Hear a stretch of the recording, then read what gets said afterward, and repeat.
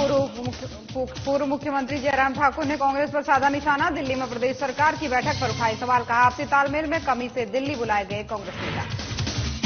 धर्मशाला कारोबारी निषाद मामले में हिमाचल हाई कोर्ट ने दिया आदेश। कारोबारी निषाद ने न्यायालय पर जताया आभार। कहा, न्यायालय ने ही दिया है नया जीवन दान। शिमला कांग्रेस प्रदेश कार्यालय में मनाया गया कांग्रेस का स्थापना दिवस। सीएम ने मीडिया सलाहकार ने पूर्व सीएम पर साधा निशाना। डीजीपी मामले पर बोले प्रधान मीडिया सलाहकार। ऊना में गौ माता राष्ट्रमाता प्रतिष्ठान आंदोलन। सभी प्रदेशों के लिए गौदूतों की हुई नियुक्ति। गौरक्षा के राष्ट्रीय अध्यक्ष ने दी जानकारी। मंडी में नशे की रोकथाम के लिए निकाली जागरूकता रैली। संदोह महिला मंडल ने निकाली रैली। लोगों को ड्रग्स जैसे नशे के बारे में किया जागरूक। नमस्कार, खबर हिमाचल प्रदेश देख रहे हैं आप और मैं हूं आपके साथ ज्योति। हिमाचल प्रदेश बीजेपी के प्रदेश कार्यालय दीप कमल में संयुक्त किसान मोर्चा के नए गठन के बाद बैठक हुई है। इस बैठक में पूर्व मुख्यमंत्री जयराम ठाकुर और प्रदेश बीजेपी अध्यक्ष डॉक्टर राजीव बिंदल शामिल हुए। इस दौरान पूर्व मुख्यमंत्री जयराम ठाकुर ने कांग्रेस पर निशाना साधते हुए कहा कि प्रदेश कांग्रेस के नेताओं की जंग जाहिर हो चुकी है और आपसी तालमेल की कमी के चलते नेता दिल्ली बुलाए गए हैं। साथ ही प्रदेश सरकार के 1 साल के कार्यकाल के खराब परफॉर्मेंस को देखते हुए दिल्ली में चर्चा हुई है। आगे उन्होंने कहा कि आगामी लोकसभा चुनाव को लेकर बीजेपी पूरी तैयार हो चुकी है। प्रदेश अध्यक्ष अभी कई संगठनों के साथ बैठक कर रहे हैं और साथ ही उन्होंने कहा कि चुनाव को लेकर के रणनीति तैयार की जा रही है और आने वाले लोकसभा चुनाव में प्रदेश की चारों सीटों पर बीजेपी की जीत होगी। वहीं बीजेपी प्रदेश अध्यक्ष डॉक्टर राजीव बिंदल ने इस मामले में कहा कि हिमाचल प्रदेश में आने वाले चुनाव को लेकर के किसान मोर्चा का नया स्वरूप बनने के बाद से पहली बैठक है। साथ ही उन्होंने कहा कि जल्द ही बीजेपी के 8 मोर्चों की बैठक भी हिमाचल प्रदेश के अंदर की जाएगी। ने मंडल स्तर तक संगठन के जो गठन की जो प्रक्रिया को अब पूर्ण करने के पश्चात लोकसभा के चुनाव में भारतीय जनता पार्टी की 4 सीटों पर जीत हो, इस बात को सुनिश्चित करने के लिए अलग अलग मोर्चों के जिम्मे जो काम दिया है और वो मोर्चे उसमें काम करें, बेहतर ढंग से काम करें और परफॉर्म करें, उस तरह से कार्य योजना बनी है। और मुझे इस बात की भी प्रसन्नता है कि आज किसान मोर्चा का नया जो गठन होने के बाद नई टीम बनने के पश्चात प्रदेश की उनके साथ पहली बार बैठना हो रहा है और बहुत जोश के साथ हमारे किसान मोर्चा के सभी हमारे साथी पार्टी को मजबूत करने के लिए काम करने के लिए उत्साहित हैं और निश्चित रूप से आने वाले समय में भारतीय जनता पार्टी हिमाचल प्रदेश में लोकसभा की जो 4 सीटें हैं उन 4 सीटों पर जीत हासिल करेगी। हमारे 7 मोर्चे हैं। आईटी और सोशल मीडिया 8वां मोर्चा हम इसको मानते हैं। 8 मोर्चों का संयुक्त मोर्चा बैठक भी हमारी अतिशीघ्र संपन्न होगी और ये हमारी फ्रंटल ऑर्गेनाइजेशंस हैं जो विभिन्न वर्गों के अंदर जाकर के पार्टी का संदेश देंगी। युवा मोर्चा, महिला मोर्चा, किसान मोर्चा, अनुसूचित मोर्चा, अल्पसंख्यक मोर्चा, ओबीसी मोर्चा, ट्राइबल मोर्चा और इसी तरह से आईटी और सोशल मीडिया का मोर्चा, ये पूरी ताकत और दमखम के साथ अब पूरे प्रदेश के अंदर जुटने वाले हैं। उसी तैयारी के लिए हम लोग आज बैठे। और कारोबारी निशांत मामले में हिमाचल हाईकोर्ट ने जांच प्रभावित न हो, इसके लिए हिमाचल के डीजीपी और कांगड़ा एसपी को पद से हटाकर किसी और पद पर तैनाती के आदेश दिए हैं। बीजेपी ने इस पर सरकार को घेरते हुए कहा है कि सरकार में पीड़ितों की कोई सुनवाई नहीं है, जिसके बाद से कोर्ट को स्वयं आदेश देने पड़ रहे हैं। इस फैसले से सरकार की बहुत किरकिरी हुई है। वहीं बीजेपी प्रवक्ता बलवीर वर्मा ने कहा कि मामला न्यायालय में है। जो फैसला सरकार को करना था वो उच्च न्यायालय को करना पड़ रहा है। प्रदेश में कानून व्यवस्था का स्तर गिरता जा रहा है और प्रदेश सरकार में गरीब, पीड़ित, प्रताड़ित जनता की कोई सुनवाई नहीं है। माननीय उच्च न्यायालय ने जो फैसला दिया है वैसे तो मैटर सब जुडिस है, इसमें ज्यादा हम कुछ बोलना नहीं चाहते, पर बहुत ही दुखद है। सरकार की बहुत किरकिरी इस फैसले से हुई है। जो एक्शन सरकार ने लेनी थी उचित समय न लेकर वो सारा कार्य अब माननीय हाईकोर्ट को करना पड़ रहा है। और माननीय हाईकोर्ट ने जो फैसला दिया है वो एक ये संदेश है कि सरकार पीड़ित, प्रताड़ित, गरीब जनता की कोई सुनाई नहीं कर रही है। अगर कोई पीड़ित, प्रताड़ित और किसी के साथ कोई अन्याय हो रहा है वो माननीय हाईकोर्ट में आ सकता है और तुरंत एक्शन हो।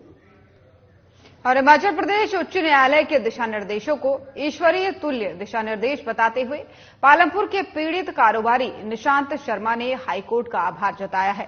उन्होंने कहा है कि आज अगर वो मीडिया के सामने मुखातिब हो पा रहे हैं तो इसके पीछे की बड़ी वजह हमारी न्यायिक प्रणाली है, अन्यथा अब तक वो जिंदा नहीं होते, क्योंकि उनके और उनके परिवार के ऊपर एक नहीं दो मर्तबा जानलेवा हमले हो चुके हैं, जान से मारने की धमकियां मिल चुकी हैं और दोनों ही मामलों में पुलिस की प्राथमिकी कार्रवाई और आम आदमी की सुरक्षा के लिहाज से बेहद साधारण थी।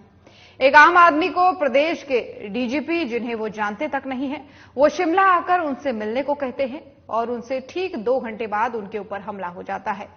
ये समझ से परे था। ऐसी स्थिति में उनके पास पुलिस में शिकायत दर्ज करवाने के साथ ही साथ न्यायालय का दरवाजा खटखटाना उचित लगा और दोनों ही परिस्थितियों में उन्हें न्यायालय ने ही जीवन दान दिया है। बहुत कृतज्ञ हैं, ग्रेटफुल हैं और हमें ये पूरा विश्वास है कि अब हमें न्याय मिलेगा। देखिए, शुरुआत में काफ़ी इंसेंसिटिव था सिस्टम, क्योंकि इन्फ्लुएंशियल लोग इन्वॉल्व थे तो काफ़ी पैरालाइज था। पर उसके बाद जब जुडिशरी की इंटरवेंशन हुई है तो चीज़ें सुधरी हैं और जहाँ पे ऑनरेबल हाईकोर्ट को जैसे कल लगा है तो अप्रोप्रिएट स्टेप्स जुडिशरी ने भी लिए हैं, तो हमें विश्वास है कि हमें जस्टिस मिलेगा। और वहीं शिमला के कांग्रेस प्रदेश कार्यालय राजीव भवन में गुरुवार को कांग्रेस का स्थापना दिवस मनाया गया। इस मौके पर मुख्यमंत्री के प्रधान मीडिया सलाहकार नरेश चौहान, शिमला शहरी से विधायक हरीश जनार्था, शिमला के मेयर सुरेंद्र चौहान समेत कांग्रेस पदाधिकारी और कार्यकर्ताओं ने हिस्सा लिया।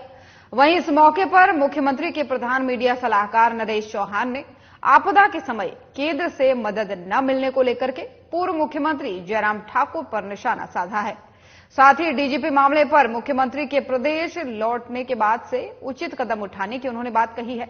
वहीं उच्च न्यायालय की ओर से कारोबारी निशांत शर्मा मामले में डीजीपी को वर्तमान पद से हटाए जाने वाले मामले पर मुख्यमंत्री के प्रधान मीडिया सलाहकार नरेश चौहान ने कहा कि मुख्यमंत्री के हिमाचल लौटने के बाद से उच्च न्यायालय के फैसले पर सरकार फैसला करेगी। और इस दौरान नरेश चौहान ने डीजीपी को लेकर के कहा कि ये अधिकारी पूर्व की बीजेपी सरकार में बेहद करीबी रहे हैं। उच्च न्यायालय ने जो भी फैसला सुनाया है, सरकार उस पर उचित फैसला मुख्यमंत्री के हिमाचल लौटने के बाद करेगी। स्थापना दल आप कांग्रेस पार्टी का स्थापना दिवस 138 साल कांग्रेस पार्टी ने पूरे किए। 1885 में कांग्रेस पार्टी की स्थापना की गई। आज हम 139वां दिवस मना रहे हैं। तो आप कहें कि ये किसी भी कार्यकर्ता के लिए बहुत खुशी की बात होती है कि हमारी पार्टी का स्थापना दिवस, और इस उपलक्ष्य में मैं सभी कांग्रेस जनों को बधाई देता हूँ और शुभकामनाएं देता हूँ। लेकिन 1885 में जिस उद्देश्य से कांग्रेस पार्टी की स्थापना की गई थी, उस वक्त साफ था कि देश गुलाम था, अंग्रेजों का राज, और उस गुलामी से देश को बचाने के लिए कुछ लोगों ने कांग्रेस पार्टी की स्थापना की, उनकी सोच, और उस लड़ाई में 1947 में उनको सफलता मिली और देश आजाद हुआ। सोलन में मुख्यमंत्री के राजनीतिक सलाहकार सुनील शर्मा ने आयोजित पत्रकार वार्ता के दौरान कहा कि प्रदेश सरकार सभी वर्गों के हितों को ध्यान में रखकर कार्य कर रही है। उन्होंने आगे कहा कि कर्ज के बावजूद सरकार ने आपदा पीड़ितों को 4,500 करोड़ का आपदा राहत पैकेज जारी करके बेघर हुए लोगों के जख्मों पर मरहम लगाने का काम किया है। साथ ही हमारे संवाददाता से बात करते हुए उन्होंने कहा कि अप्रत्याशित आपदा आने के बावजूद सरकार कर्ज तले कार्य कर रही है। उन्होंने विपक्ष पर वार करते हुए कहा कि विपक्ष अपनी बातों से जनता को गुमराह कर रही है। जब बीजेपी सरकार में थी तब उन्होंने कई क्षेत्रों के लाभ के लिए योजनाएं क्यों नहीं चलाई। साथ ही उन्होंने कहा कि गरीब, पीड़ितों और बीमार लोगों के लिए कोई सार्थक योजना क्यों नहीं बनाई। विपक्ष ने इसका जवाब देना चाहिए। एक साल का कार्यकाल ठाकुर सुखविंदर सिंह सुक्खू जी मुख्यमंत्री जी के प्रयत्नों और सोच के लिए न केवल प्रदेश में पर पूरे हिंदुस्तान में एक अपना अलग स्थान रख रहा है। साथ साथ आप देख रहे होंगे हम पर्यावरण के प्रति बहुत ही संजीदगी के साथ काम कर रहे हैं।